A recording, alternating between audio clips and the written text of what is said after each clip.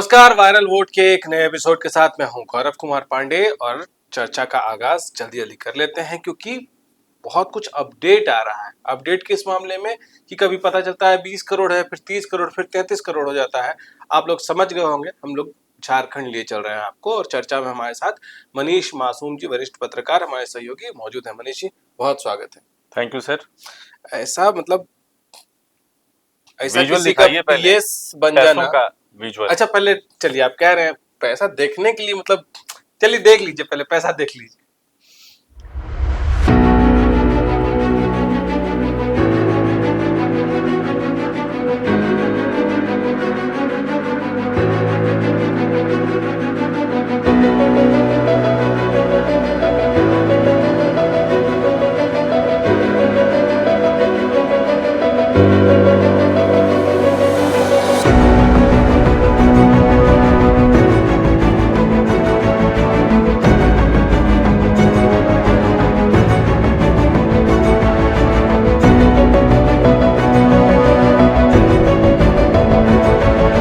तो ये जो नोट का आपने अभी पहाड़ देखा, वो पहाड़ ऐसे समय में मिला है जब अब पूरे चुनाव में शायद इसकी चर्चा रहेगी। मनीष जी, ऐसा पीएस किसी का बनना, मतलब, और पीएस का भी हाउस हेल्प, उसके पास से अभी तक कोई कह रहा है 20 करोड़ मिला है, कोई कह रहा है 30 करोड़ मिला है, कोई कह रहा है 30 करोड़ मिला था, उसी घर के किसी और कोने में 3 करोड़ और मिल गया।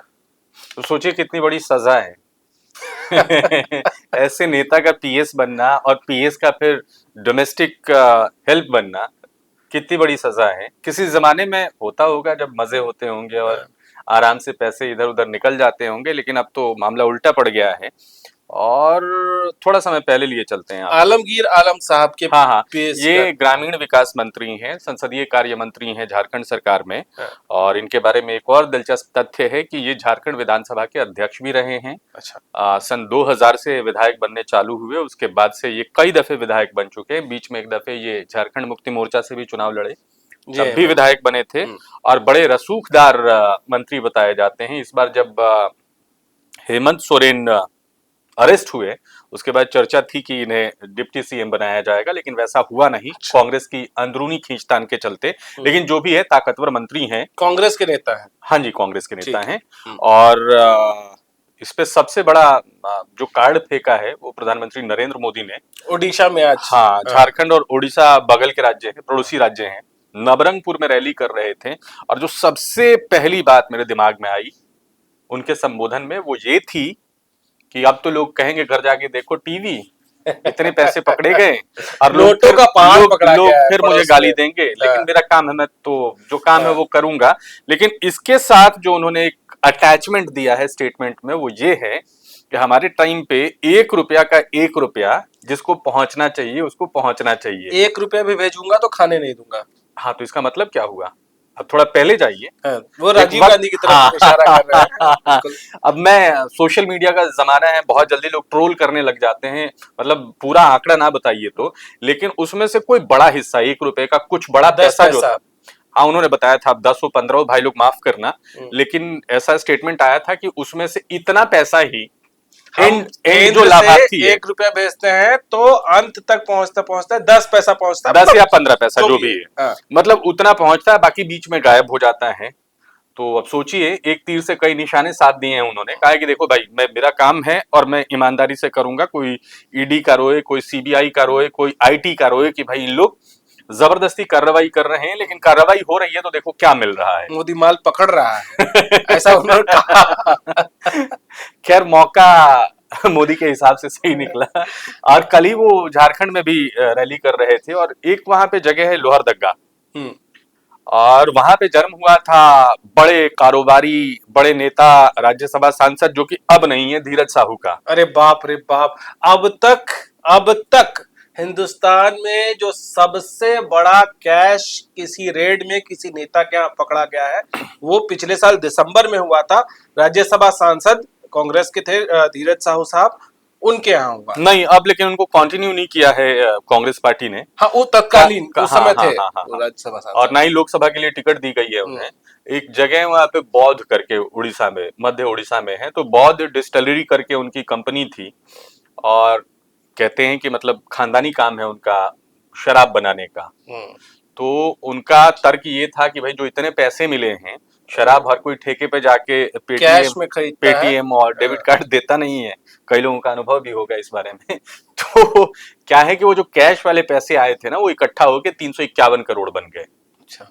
तो उसपे कुछ टैक्स की देनदारी बन रही थी या जो भी है, तो वो तो कार्रवाई के अधीन है, उस पर कार्रवाई चल रही है। हम्म, कैश पे आपको टैक्स तो देना पड़ता है, हम्म। और वो मामला अभी जांच एजेंसियों के संज्ञान में है।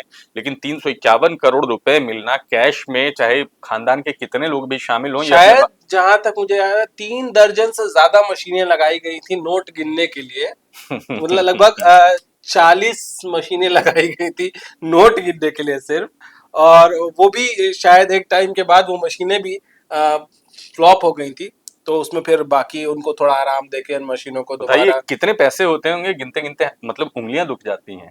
उंगलियों से तो गिन ही नहीं सकते मनीष जी, कैसी बात कर रहे हैं आप। हाँ अच्छा, लेकिन इसी बीच आलमगीर साहब ने एक बहुत इंटरेस्टिंग बात बोल दी है हाँ जी। कि ये जो पीएस हैं उनके, हम्म जिनके हाउस हेल्प के यहाँ से ये पैसे मिले हैं, तो कह रहे हैं ये पीएस हमारे पीएस थोड़े ना है सिर्फ, हमसे हाँ पहले 2 बड़े नेताओं के पीएस या मंत्रियों के रह चुके हैं, और ये सरकारी आदमी है, हमने तो अनुभव के आधार पर इनको रखा था। मतलब अपना पल्ला झाड़ लिया कि ये मेरे किस पैसे नहीं है। किस अनुभव के आधार पे? देखिए, इसकी कड़ी जो है बहुत पुरानी है। हम्म। करीब 2 साल पहले इसमें गिरफ्तारी हुई थी ग्रामीण विकास मंत्रालय के चीफ इंजीनियर की। 10, सोचिए 33 करोड़ का मामला शुरू हुआ 10,000 रुपए के रिश्वत से। हाँ, तो वो पहली गिरफ्तारी हुई। 10,000 रुपए, उसमें पता नहीं ये बात आई कि नहीं पैसे ज्यादा मांगे गए थे, उसमें से कुछ ही हिस्सा मिला। फिर कुछ दिनों बाद जमशेदपुर में जो चीफ इंजीनियर साहब थे, उनका हाँ। एक सहायक असिस्टेंट इंजीनियर उनके घर में रहा करता था। हम्म। उससे कुछ लाख रुपए मिले। उससे पूछा गया कि ये पैसे कहाँ से आए भाई, तो उन्होंने बोला कि नहीं चीफ इंजीनियर साहब के हैं। फिर ऐसे करके चीफ इंजीनियर साहब नहीं, की गिरफ्तारी उसमें हुई। शायद ये खुलासा हुआ, सहायक ने या चीफ इंजीनियर, मुझे ठीक से याद नहीं है, किसी ने ये स्टेटमेंट दिया है, हम्म और शायद ऑन रिकॉर्ड ये स्टेटमेंट दिया है कि ये पैसे जो है वो सीधे मंत्री तक भी पहुंचते हैं, सबका हिस्सा है। हाँ, तो ये गिरफ्तारी तो ये होने के बाद वहीं ये से। वीरेंद्र के राम चीफ हाँ। इंजीनियर साहब का नाम है। उनके मातहत थे असिस्टेंट इंजीनियर कोई वर्मा साहब, प्रसाद वर्मा, पूरा नाम याद नहीं आ रहा है। अब इतनी जानकारी तो हमारी होती नहीं है, छानबीन करके ये सारी चीजें मालूम चलती हैं। तो वर्मा साहब से पूछताछ की गई।